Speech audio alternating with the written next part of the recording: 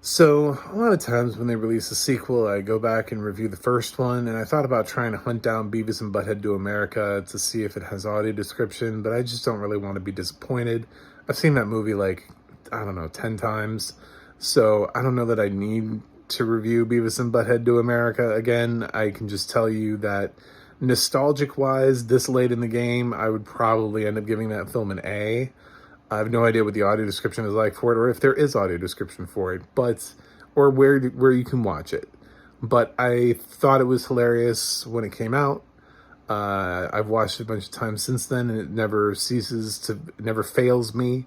Never fails to entertain me and make me laugh. I think Beavis and Butthead are funny. I think whether or not you like this film will be based on whether or not you like Beavis and Butthead. Because to be honest, yeah, this hits the mark. If you're a Beavis and Butthead fan, the humor is there. They brought it back. This is not some cheap attempt. Mike Judge came back full force. The humor's there. It's great. I laughed. I enjoyed it. This is Beavis and Butthead Do the Universe. So, what?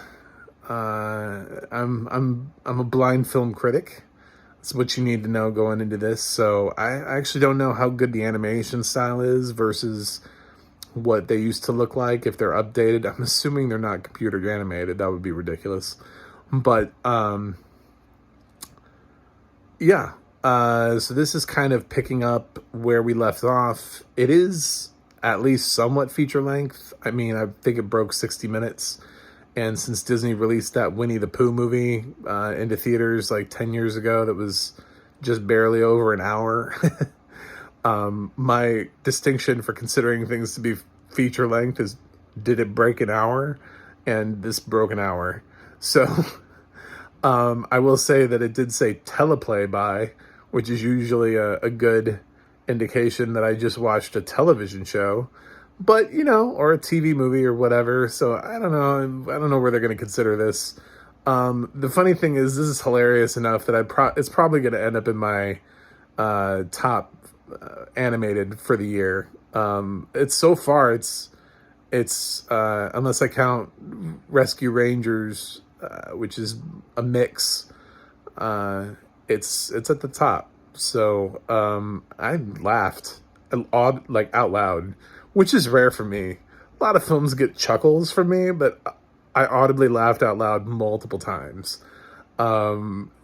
It's stupid, and Beavis and Butthead are perfect, and they're back to their old shenanigans.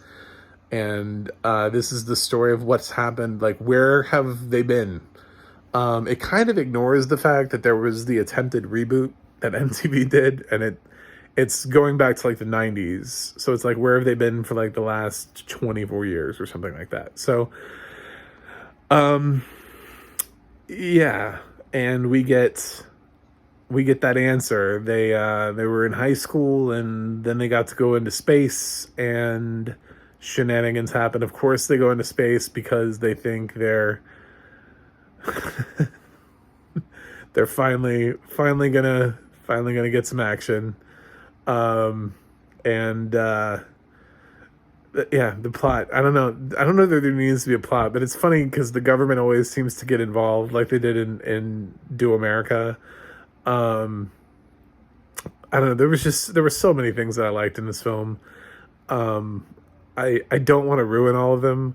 There's this running joke because the girl that they're chasing down is named Serena.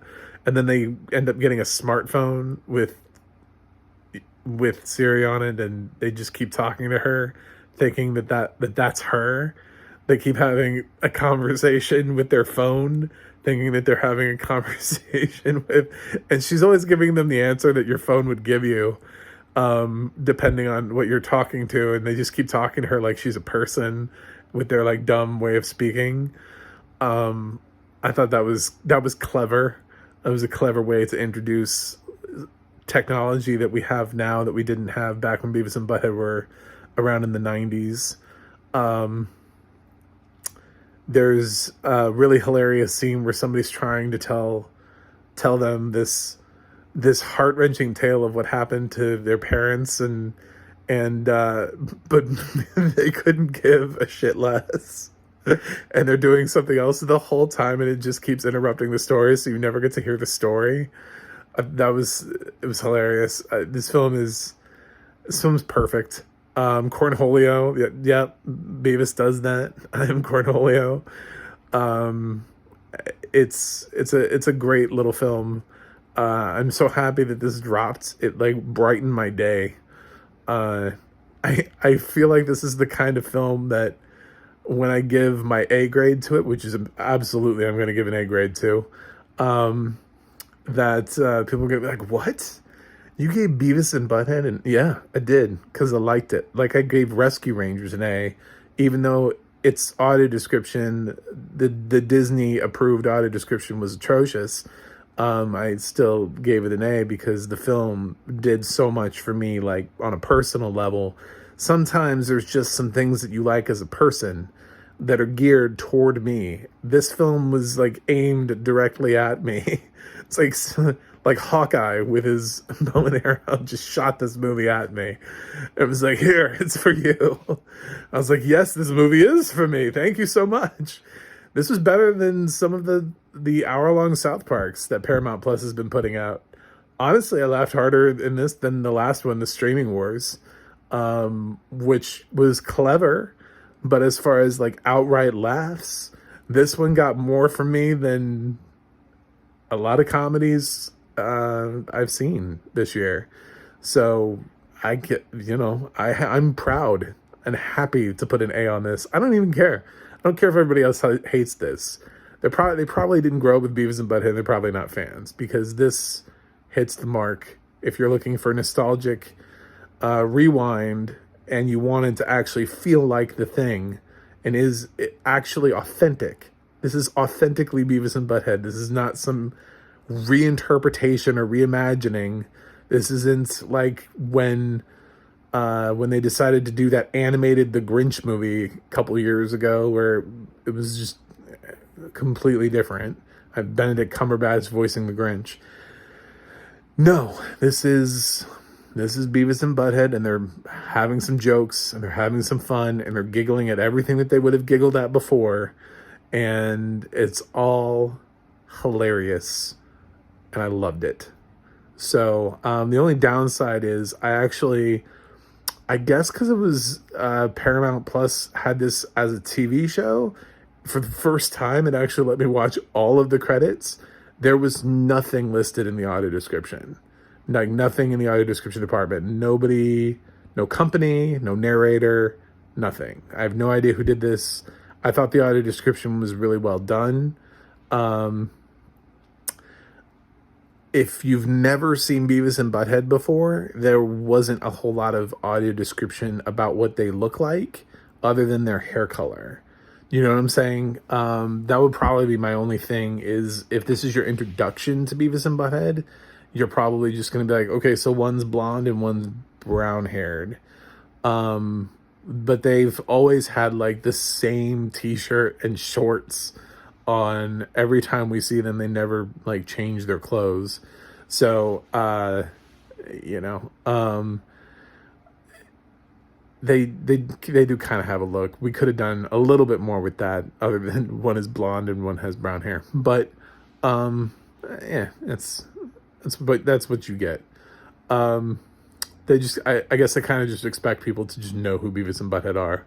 They're just iconic enough, I guess, to just, you don't need a description anymore. But yeah, like I said, I'm giving Beavis and Butthead Do the Universe an A. It's on Paramount Plus, and you can let me know what you think in the comments. And don't forget to like and subscribe. And I wonder if this will make my top 10 at the end of the year. I wonder if I'll look back enough after having seen everything this year and smile enough to put this film in my top 10. Will this end up being my favorite comedy of the year? I don't know. I don't know. We'll see. Will it be my favorite animated film of the year? I don't know. We'll have to see. I know that The Outfit is still my favorite film of the year, and it's been a couple months, and I'm now at almost 75 films in 2022, and that hasn't changed. So I'm still waiting for a film to beat The Outfit. I don't know. We'll see. But Mac the Movie Guy is the website. The audio description project lets you know what's got audio description and where to watch it. And the adna.org lets you know who's narrating what. But it's unlikely it'll let you know what this is, because I don't think that exists. That's it for me. And I guess I'm now officially excited for the reboot of the series that they're doing on Comedy Central. If Mike Judge can keep this humor going, it might actually be pretty decent. So we shall see.